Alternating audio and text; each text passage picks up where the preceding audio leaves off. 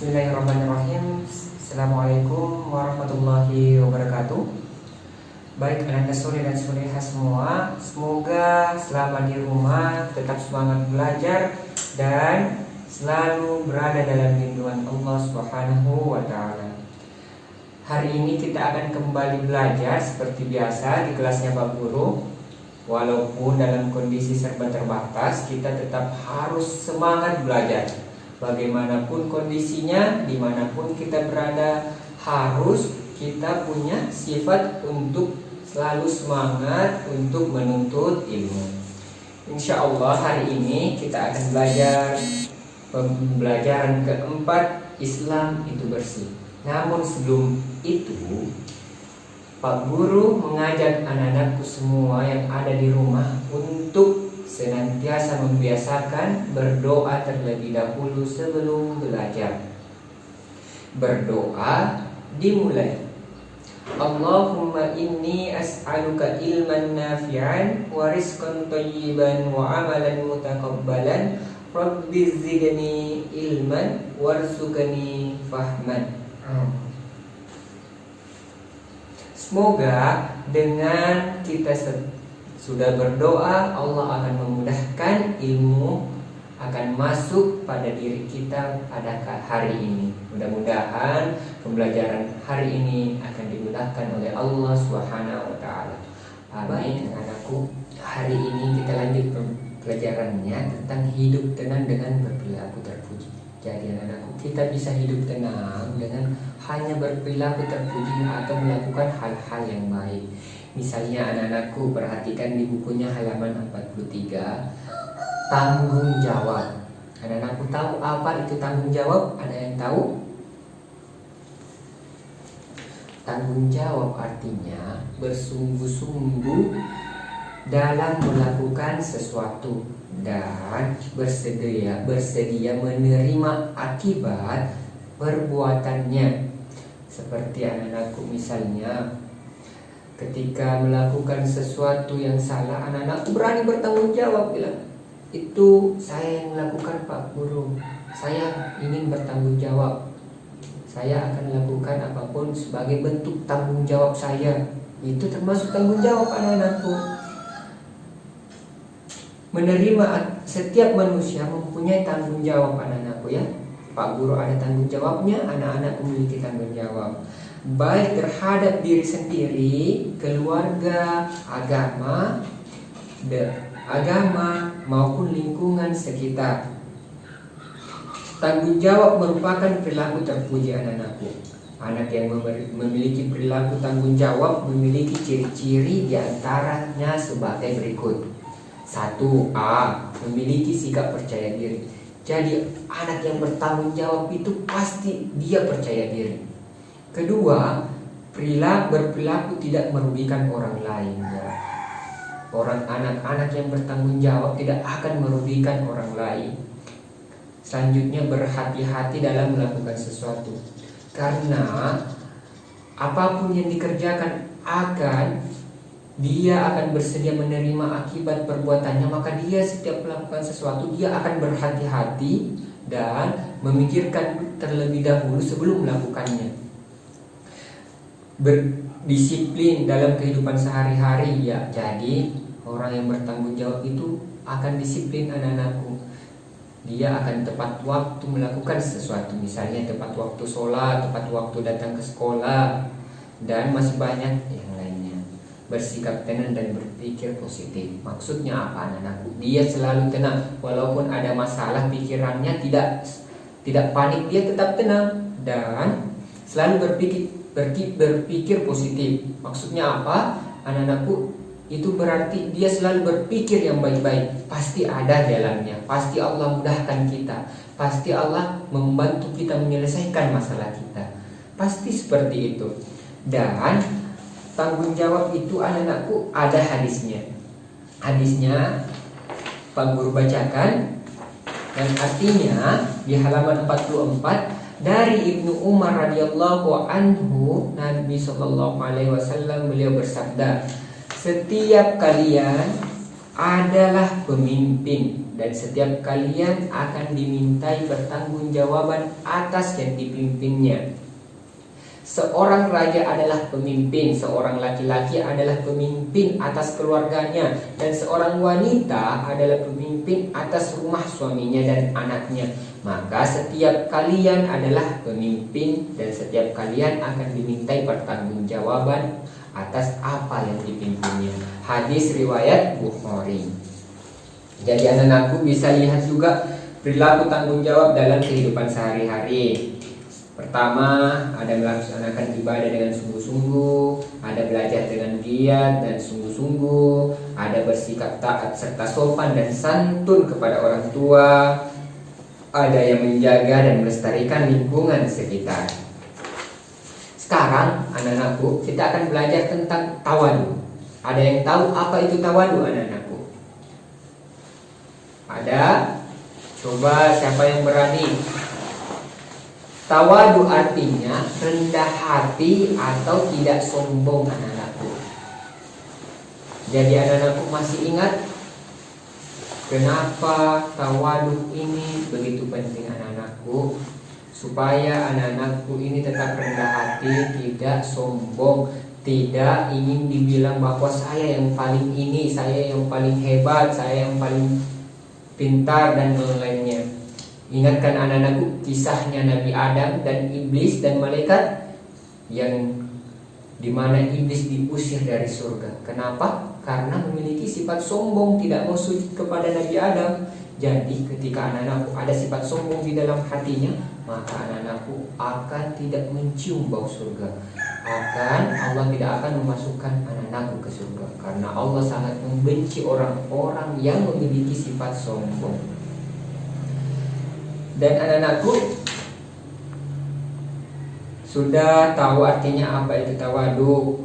Anak yang tawadu sadar bahwa semua yang dimilikinya anugerah Allah Subhanahu wa taala. Dengan pemahaman tersebut, sifat sombong tidak akan terbesit sedikit pun dalam hati anak-anakku semua. Anak-anak yang tawadu tidak akan merasa lebih daripada orang lain. Anak yang tawadu akan tetap rendah hati menjaga niatnya karena Allah Subhanahu wa taala. Ya, mungkin hanya itu yang akan kita pelajari tentang tawadu. Sekarang anak-anakku silahkan dibuka bukunya halaman 51. Sudah? Ya, di halaman 51 di bagian A, soal-soal latihan, ayo kita kerjakan. Anak-anakku kerjakan halaman 51, semangat mengerjakan. Dan anak-anakku semua pasti tahu bahwa setelah kita belajar tentang tanggung jawab, tawadu, dari contohnya kita diperlihatkan anak-anak yang sholat tepat waktu. Anak-anakku mungkin bertanya, mungkin ada yang bilang, Pak Guru, apa itu sholat? Untuk apa itu sholat? Jadi ayo kita belajar tentang sholat. Sholat sebagai ibadah kepada Allah Subhanahu wa taala. Tahukah anak-anakku apa arti sholat itu? Ada yang tahu? Sholat menurut bahasa artinya doa. Sholat menurut istilah syara artinya ibadah yang terdiri dari beberapa perbuatan tertentu dan perkataan tertentu yang dimulai dengan takbiratul ihram dan diakhiri dengan salam. Jadi anak-anakku sudah tahu kan apa itu sholat? Sholat itu ada dibilang sholat wajib, ada sholat sunnah. Anak-anakku tentu tahu apa itu sholat wajib. Sholat wajib itu adalah sholat 5 waktu atau sholat fardu yang sering sekali anak-anakku kerjakan. Apa itu? Salah satunya diantaranya adalah sholat maghrib, sholat isya, sholat subuh, sholat zuhur, sholat asar. Itu yang dibilang sholat wajib. Kemudian ada dibilang sholat sunnah. Sholat sunnah ini juga sering dikerjakan anak-anakku pas masuk sekolah. Semoga pas di rumah juga tetap sering dilakukan, yaitu sholat duha, masih ada sholat tahiyatul masjid, sholat sunnah 2 rakaat sebelum sholat wajib, sholat qabliyah dan ba'diyah. Anak-anakku sering lakukan selama di sekolah. Dan anak-anakku pasti juga masih sering lakukan di rumah. Jadi selalu dijaga sholat wajib dan sholat duha, sholat sunnahnya. Sholat sunnah itu anak-anakku sangat penting sekali juga.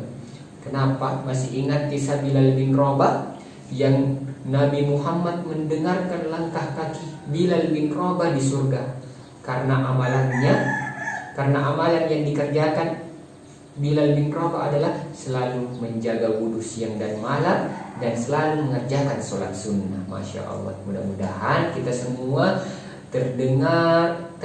terdengar semua langkah kaki kita di surga karena selalu menjaga wudhu dan menjaga sholat sunnah kita. Amin ya Allah.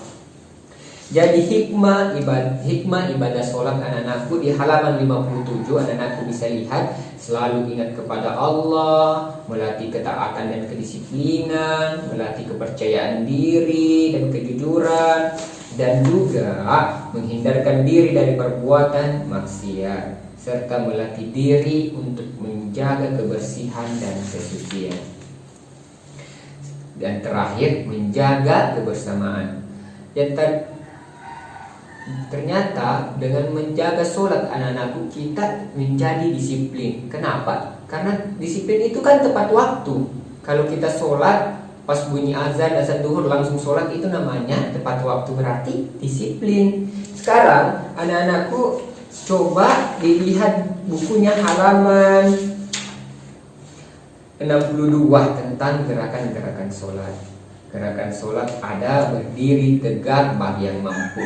Jadi yang tidak mampu bisa sholat duduk, yang tidak bisa duduk bisa dengan berbaring. Yang penting anak-anakku harus sholat, tidak ada alasan untuk tidak sholat. Setelah berdiri, gerakan berikutnya adalah takbiratul ihram. Setelah takbiratul ihram, yaitu gerakan mengangkat tangan, kedua tangannya setinggi bahu. Ada juga yang sejajar dengan telinga. Yang ketiga, bersedekap. Bersedekap artinya yang seperti ini anak-anakku ya, bersedekap. Setelah itu kita ruku. Setelah bangkit dari ruku, sami Allahu liman hamidah, namanya iktidal. Setelah iktidal, langsung kita sujud. Sudah sujud, ada dibilang dengan duduk antara dua sujud, yaitu duduk iftirashi. Dan ada juga dibilang duduk tasyahud awal dan duduk tasyahud akhir.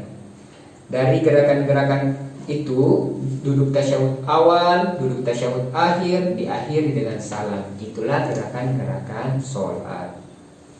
Sekarang anak-anakku ingat, perhatikan dan ingat perbedaan antara duduk tasyahud awal dan tasyahud akhir. Ya, ingat perbedaan posisi kakinya bisa dilihat di bukunya halaman 64. Sekarang anak-anakku, mari kita berlatih. Ayo kita coba kerjakan halaman 68. Ayo mengerjakan, semangat mengerjakan. Ya, kita sudah belajar hari ini. Mudah-mudahan apa yang kita pelajari hari ini bisa bernilai ibadah dan selalu dimudahkan oleh Allah Subhanahu wa taala dalam memahami pelajaran. Pak Guru harap anak-anakku tetap semangat belajar dari rumah. Ingat, belajar dengan baik-baik. Nanti akan kita akan ulangan. Mudah-mudahan Allah memudahkan kita semua. Terakhir dari Pak Guru, jaga adabnya, jaga murojaahnya, sholat duhanya dan sholat wajibnya, selalu patuh dan taat kepada orang tua. Assalamualaikum warahmatullahi wabarakatuh.